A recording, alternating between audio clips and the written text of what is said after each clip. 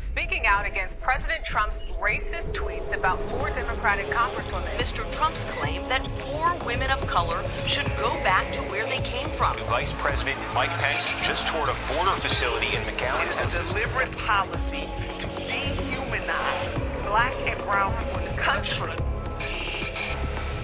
Hello, I'm Richard Gisbert, and you're at The Listening Post. Here are some of the media stories that we're covering this week. That's what I said in a tweet, which I guess some people think is controversial. Donald Trump and the touchy question of when does political rhetoric become straight-up racism?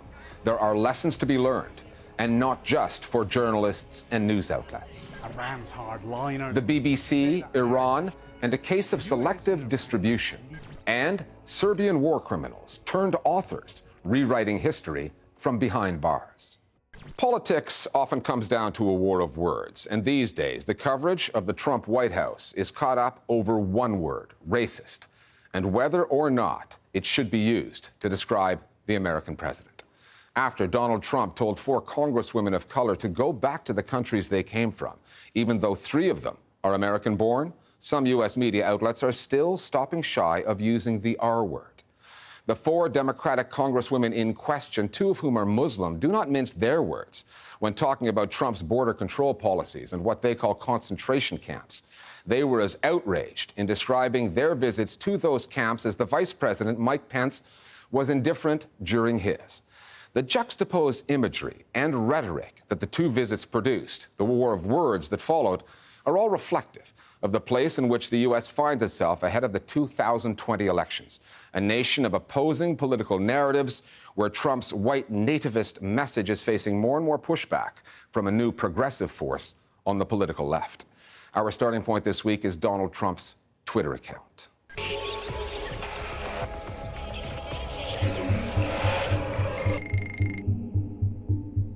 Where does one even begin when tweets like these come out of the White House?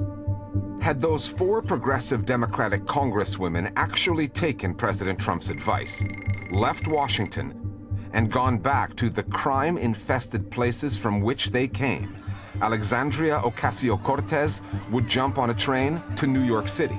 Rashida Tlaib would catch a flight to Detroit, and Diana Presley would buy a ticket for Cincinnati. Of the 4, only Ilhan Omar was born outside the country, making her just as American as the First Lady of the United States, if not as white or as Christian. It shouldn't come as a surprise to anybody that the most powerful person in the free world, the President of the United States, is a racist to his core. We knew he was a racist when he openly announced that he thought that Obama was born in Kenya. Why doesn't he show the birth certificate? I believed in this incredibly racist conspiracy theory. We knew he was a racist when he said that Muslims were cheering the burning of the Twin Towers during 9/11, which was manifestly untrue. I saw people getting together and in fairly large numbers celebrating as the World Trade Center was coming down, killing. So why now are more people calling him racist? I think it's this particular formulation he's used this time, which is go back to where you come from.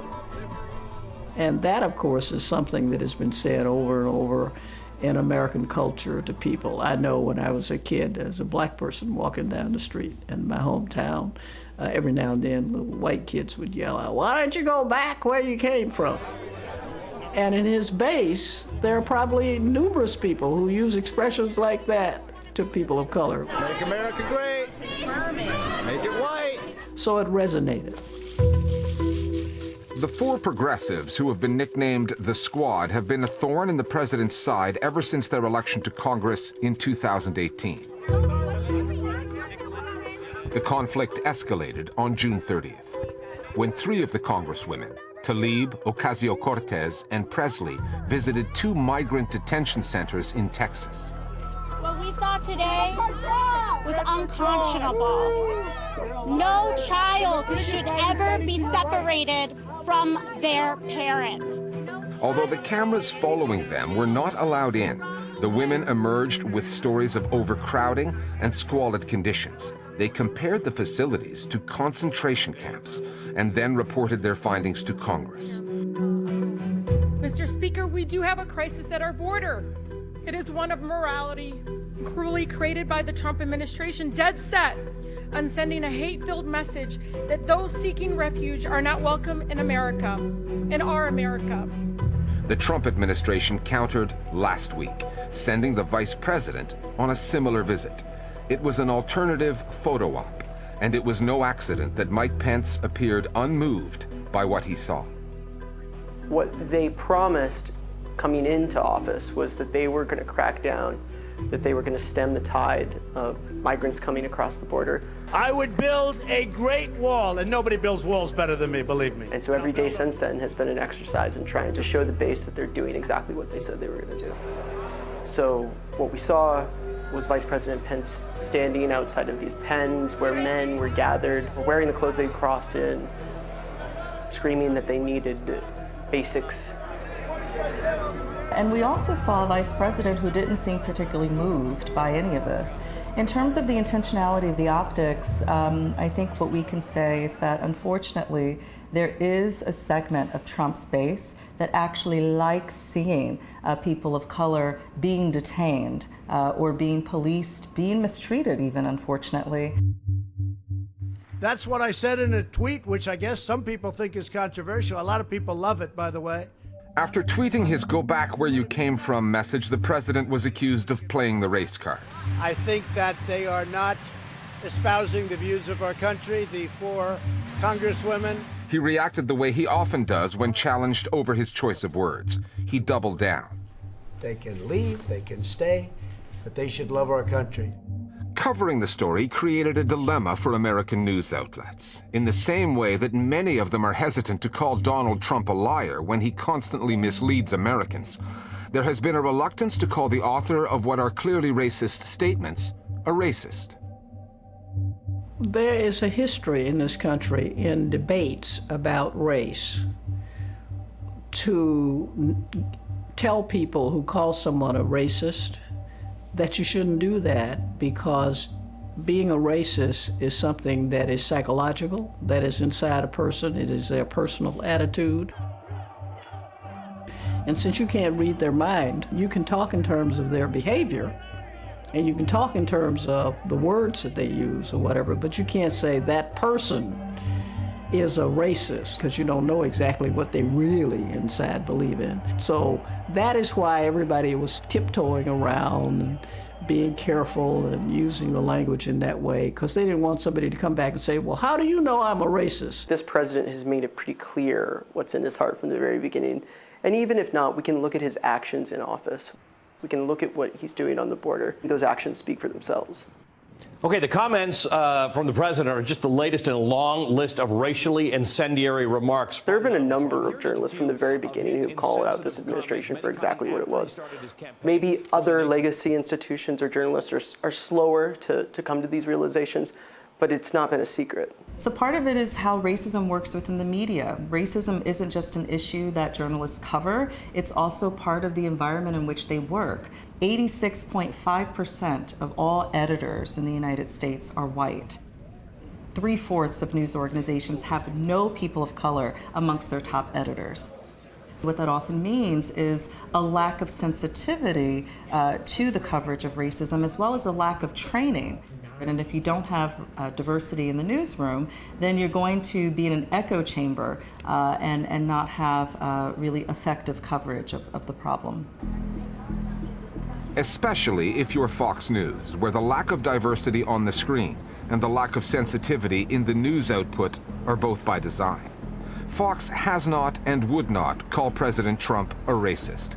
The politician and America's most watched news channel feed off each other. And it is likely no coincidence that Fox anchor Tucker Carlson was laying into Somali-born Congresswoman Ilhan Omar, calling her a racist who hates America just before Trump was.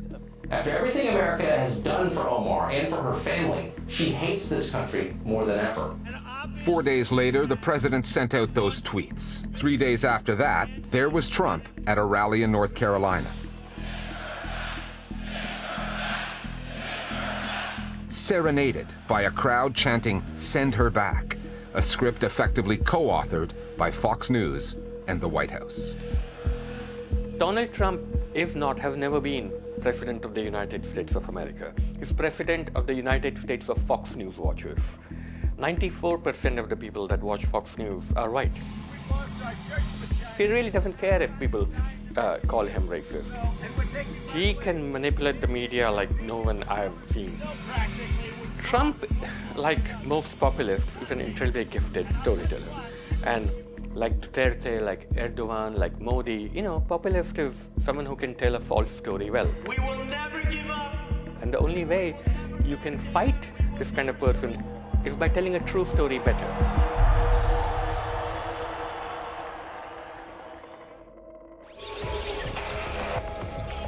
We're discussing other media stories that are on our radar with one of our producers, Tariq Nafa. Tariq, the British broadcaster, BBC, sends a news team into Iran, gets what it calls rare access, puts out a series of reports on its UK domestic and world news channels, but not on its Persian language service. Why not? Because the broadcaster reportedly agreed to those conditions set out by the Iranian government. That's according to internal emails obtained by journalist Yashar Ali for HuffPost. In order to get their correspondent Martin Patience into Iran, the BBC had to agree that none of the material he gathered, footage, interviews, stories, would go out on any of BBC Persian's platforms now or in the future. And that includes even retweeting or forwarding the coverage. Both in the reports and in a tweet, the BBC acknowledges that their team's movements were controlled by official minders, but says Iranian authorities did not restrict what was reported. Viewers, however, would have had no idea the entire assignment was conditioned on those reports not reaching an Iranian audience. And Tehran has got a history of censoring BBC Persian and targeting some of its journalists, does it not? Exactly. BBC Persian is effectively banned in Iran, but it has a big viewership there, according to the broadcaster, a weekly audience of 12 million. And BBC Persian staff based outside Iran have paid a price for their journalism. For years, they've faced threats and intimidation by the government. Some have had their assets frozen. Most are unable to return to Iran for fear of arrest. And their family members in the country have been harassed and sometimes interrogated. So, understandably, some of them are not happy about the deal the broadcaster made with Tehran. As for the BBC, it says that all international media are subject to restrictions in Iran, and they're not wrong. Al Jazeera's crews also grapple with certain rules. The BBC also said, "We accepted some limitations on this occasion in order to provide our audiences with rare insights from inside the country, and this is signposted in our coverage. As ever, the BBC maintains full editorial control over what we broadcast, just not, it appears, where it is broadcast." Okay, thanks, Tariq. It's been roughly 20 years now since the war finally came to an end in what was once known as Yugoslavia. The historical narrative of Serbia's role in that decade-long conflict, Europe's deadliest since World War II, is hotly contested, and it really shouldn't be. The evidence, as per the United Nations and multiple other investigative bodies, tells a tale of disproportionate Serbian aggression, brutality, and ethnic cleansing. The alternative version of that history is now being told in book form by authors who have been convicted of war crimes that include genocide. The convicts turned writers, former Serbian generals and politicians, aren't just out for exoneration. In the minds of many Serbian nationalists, they already have that.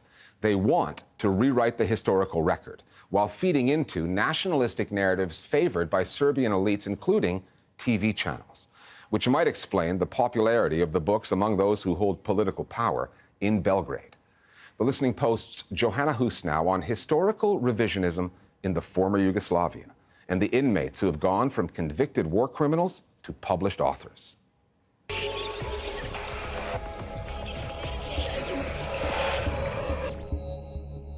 Autobiographies, war memoirs, novels, even poetry.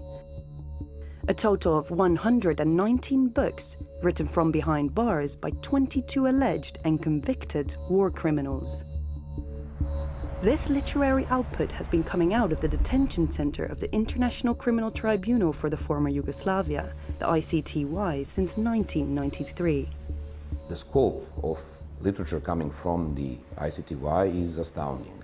Given that the ICTY indicted 161 persons as a whole, out of which about 140 actually went into the Scheveningen, which is a detention unit of the Hague Tribunal, you can say that every 1 in 6 prisoners of the ICTY turned out to be an author of some kind.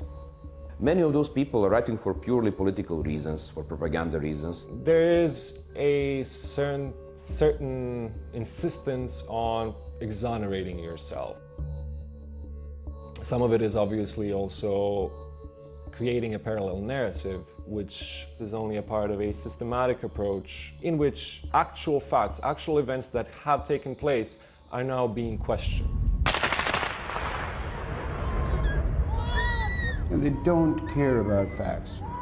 And they don't care what you or I think about it.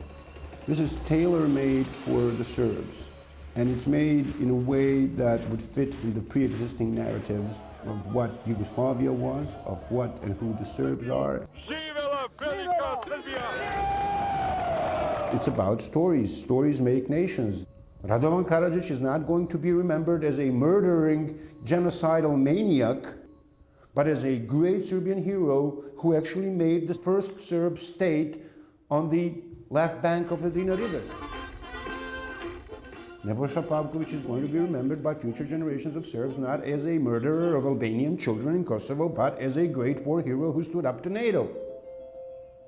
End of story. Revisionist books written by convicted war criminals are commonly available here in the Serbian capital, Belgrade, including the bookstore behind me, which belongs to the Ministry of Defense. But these books don't just do well with the average Serb. The country's politicians, including those in government, are big fans too. In October last year, the publishing arm of Serbia's defense ministry took to Belgrade's yearly book fair to promote its newest release, Merciful Angel's Embrace. The multi-volume wartime diary, written by former army general Nebojša Pavković, who is currently serving a 22-year prison sentence for crimes against humanity, details his experiences in the Kosovo War. Another prominent spot at the fair was reserved for alleged war criminal Vojislav Šešelj. After 11 years in detention, Šešelj has returned to Serbian politics. And going by the name of his publishing house, Greater Serbia, there's little question as to what his books are about. Pavković and Šešelj's presence at the prestigious fair doesn't speak to the quality of their literary work. Rather, it speaks to the popularity of their nationalist message.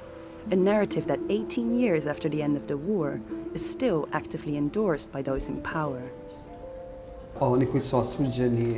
Those who were convicted in the Hague Tribunal are widely seen as heroes in their communities. And in Serbia, many of those who participated in making decisions during the war are now in power, and they benefit from promoting these kinds of false messages and narratives. For instance, Pavkovic's books that are promoted by the Ministry of Defense offer blow-by-blow accounts of the NATO bombing during the Kosovo War. However, they omit the crimes committed by the Serbs. These books are an attempt to completely ignore the Albanian victims, to keep war crimes silent, and to present the NATO bombing as a hostile attack by international forces, in which only innocent Serbs were killed.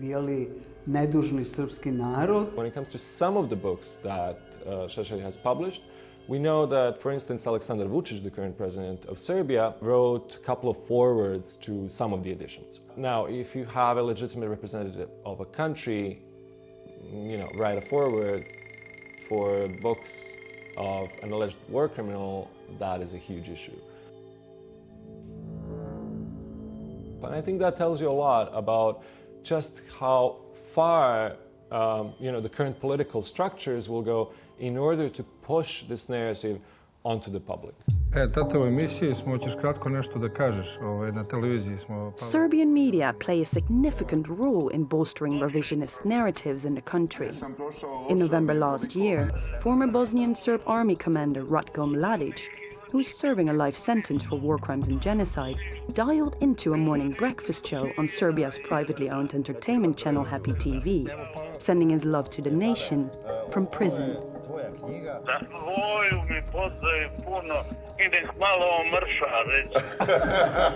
Ratko Mladic himself phoned in from The Hague and finished the conversation by saying,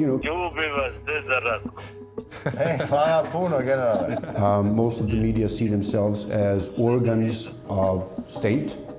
They see themselves as being part of the Serbian cause and contributing to the Serbian cause, which is the only way you can explain having Ratko Mladic phone in into a morning talk show. Having just been found guilty of genocide. Speak of normalization, huh?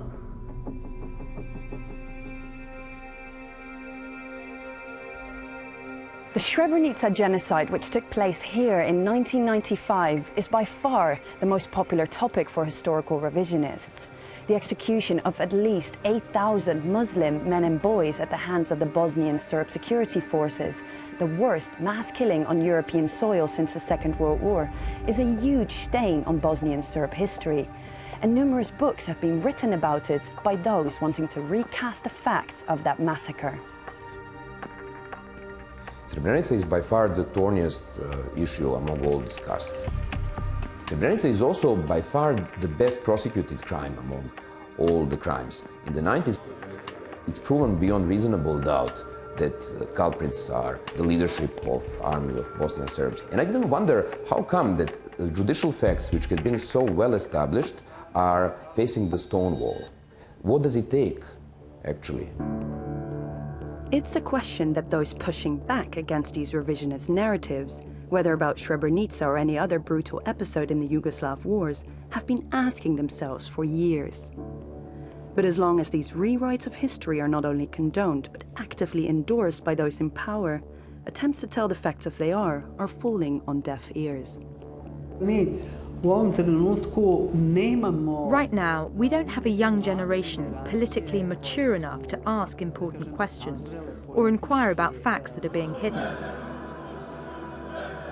My generation, which was trying to create a consciousness about these crimes and the people behind them, well, we have been defeated.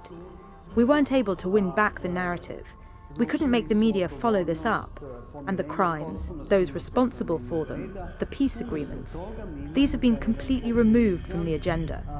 In its place, we have this populism on the rise, and there seems no space for pushback.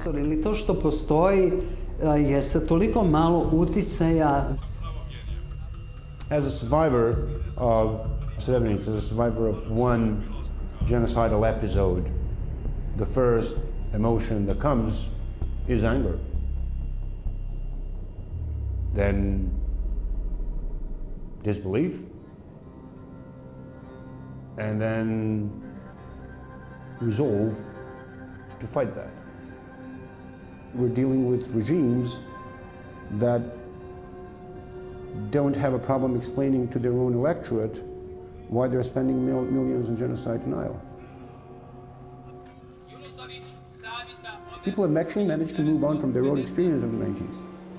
And that's the experience of being shot at, being killed, losing your relative, losing your father, losing your brother, mother, sister, whatever. But the people who did that to them have not moved an inch. Denying a past genocide is never just about denying genocide in the past. It's about planning or hoping for the next one. Otherwise, why do it? Why glorify genocidal maniacs? Why glorify mass murderers unless you're prepared to repeat it? And finally, back to Donald Trump's America, his latest attacks on those 4 congresswomen of color, telling them to go back to where they came from. On the race issue, it's like Trump has replaced his dog whistle with a megaphone. He's not even trying to be subtle anymore. But for news outlets, the struggle continues. The internal one, in which they cannot quite bring themselves to call this what it is, racism from the American commander-in-chief. Imagine being a school teacher and having to explain to a child what's coming out of their president's mouth these days. That's the theme of this new animation from political cartoonist Mark Fiore, a children's playbook explaining just what it means to be American in 2019. We'll see you next time here at the Listening Post. Gather round, children. It's time to learn to spell letters so very American that send us all to hell. R is for racist in all his nationalist glory. R is also for rapist, but that's a different story. A is for asylum and keeping kids from getting it, while C is for the Congress and a party so complicit. I is for what else? The thing the founders thought of. S is for hole those countries all around us. And if you hate America and want to see her doom, stick with T for Trump, a racist through and through.